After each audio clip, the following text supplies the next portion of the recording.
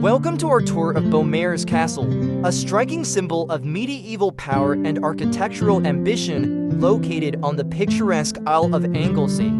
Today, we'll explore the fascinating history behind this formidable fortress.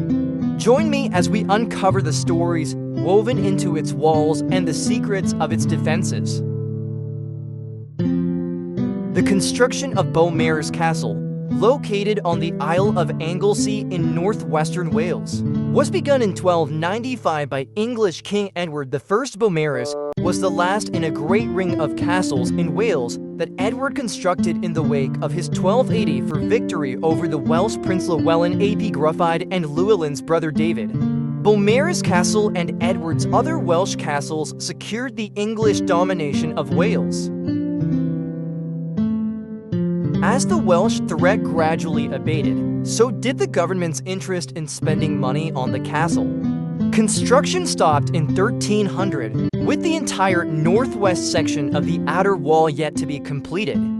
The risk of a Scottish invasion via Wales in around 1306 and the realization that Beaumaris was essentially undefended led to a flurry of construction that continued until about 1330. At that point, work essentially ceased, and the castle was never finished.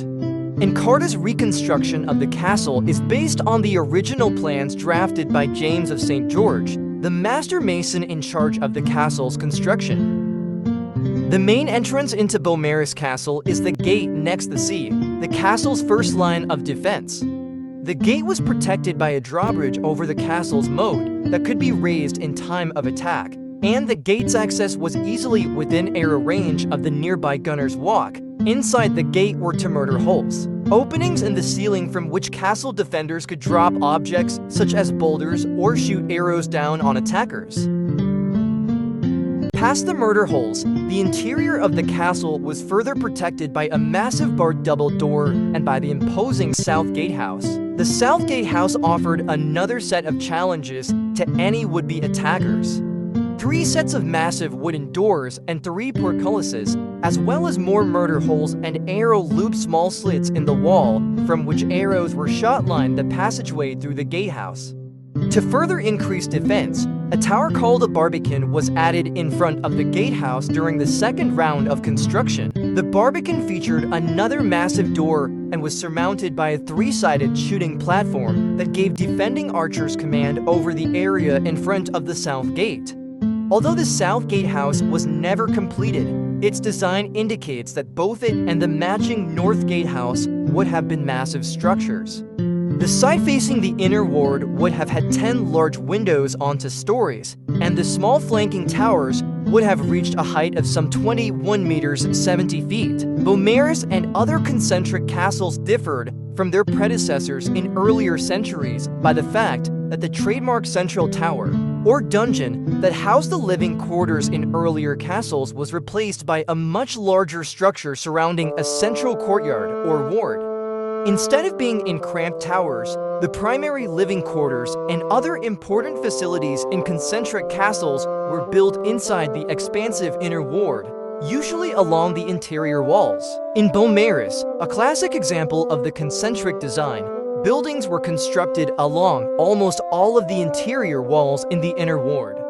The entire west wall was taken up by one long structure that most likely housed the stables and the castle's kitchen. Along the south wall east of the South Gatehouse was a granary where corn and other supplies would have been stored. Much of the east wall was taken up by the royal apartments, where Edward and his family would have stayed.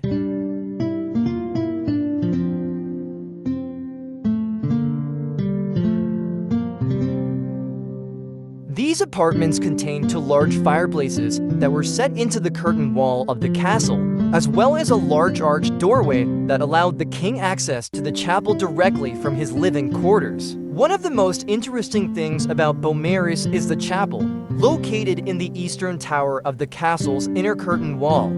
Intended for the private use of Edward I and his family, the chapel was entered through a doorway from the royal apartments in the inner ward or from passages inside the curtain wall. An ingenious system of doors allowed the chapel to be completely closed off from the rest of the castle during services. Inside, the chapel had a ribbed and vaulted ceiling and 5 lancet windows, which gave it a very cathedral-like appearance.